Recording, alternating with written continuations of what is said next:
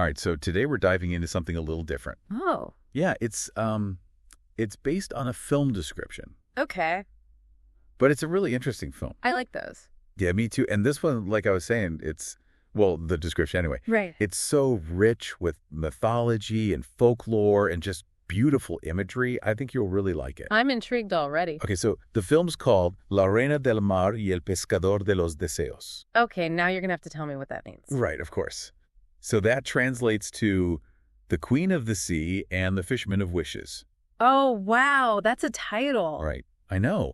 And it really sets the stage for this, like, magical, almost mythical story. Yeah, for sure. There's something about stories about the ocean that just capture the imagination. Definitely, like those old sailor tales. Exactly. Full of mystery and adventure. So this film, it kind of taps into that same energy.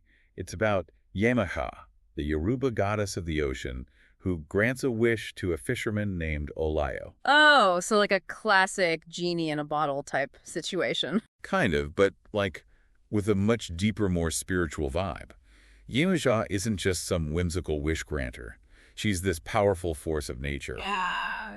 And her granting this wish, it's like a sacred pact. It makes you wonder what kind of wish would be worthy of a goddess's attention. Right. Like, what would you wish for if you were face to face with a deity like that?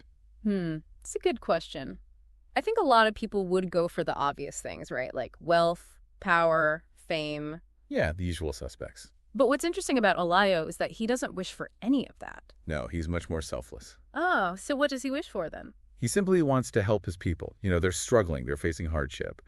And he wants to use this wish to ease their burdens. Wow, that's pretty remarkable. It's like a completely different take on the whole wish-granting trope. Totally. And it really highlights the contrast between his desires and, the desires we often see in these kinds of stories. Yeah, it makes you question what we really value, right? Like, is it all about personal gain, or is there something more fulfilling in helping others? That's one of the big themes that this film explores. It's about looking beyond those superficial desires and recognizing the true wealth that lies in compassion and generosity. It's a message that resonates across cultures, too. I mean, you think about ocean deities in different mythologies.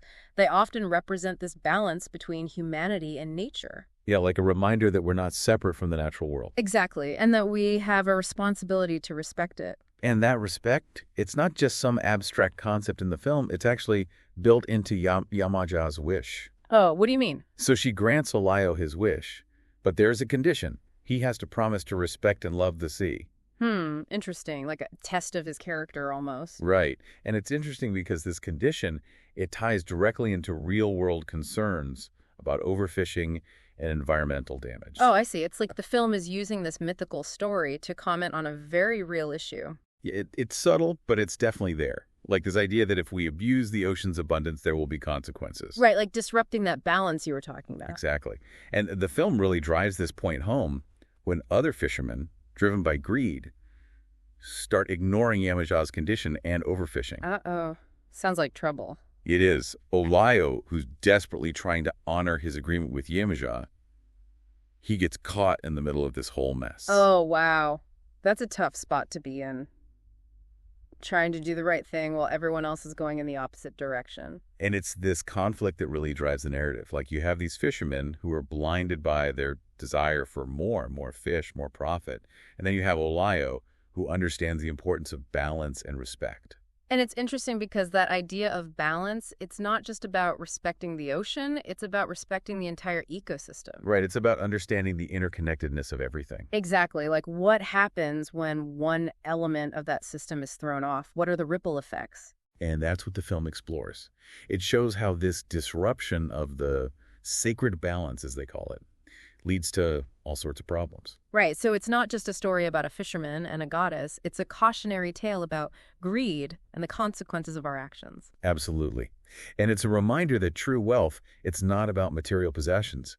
It's about respecting nature, caring for others, and finding fulfillment in something larger than ourselves. I like that. It's a really powerful message, and it's something that we can all relate to, even if we're not fishermen or dealing with goddesses. Exactly. Like think about the ecosystems you're familiar with. How do those balances play out in your everyday life? That's a good point. It's something to think about, like How are my actions impacting the world around me? Right, and what are the consequences of those actions? It's something that we all need to be mindful of. Yeah, definitely. This film sounds like it's really making us think about these big questions. It really is. Yeah. And it does it in a way that's both entertaining and thought-provoking. Mm. Like it's a visually stunning film, but it's also got this really powerful message at its core. So it's a film that's both beautiful to watch and leaves you with something to ponder afterward. Exactly. It stays with you. Yeah, I can see that. Especially like how it uses this mythical framework to address these very real, very contemporary concerns. Yeah, it's a really clever way to approach those issues. It makes you think about them in a different light. Right. It's not just a lecture or a dry documentary. It's a story. And it's a story that can really resonate with people on a deeper level. And it leaves you with this lingering question, like, if you were in Olayo's shoes, what would you wish for? And how would that wish, how would it shape your life, and how would it impact the world around you?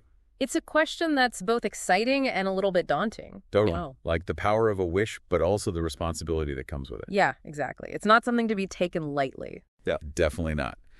So, yeah, if you're looking for a film that's both visually stunning and intellectually stimulating, I highly recommend checking out La Reina del Mar y El Pescador de los Deseos. It sounds like a real gem. I'll have to add it to my watch list. I think you'll really enjoy it.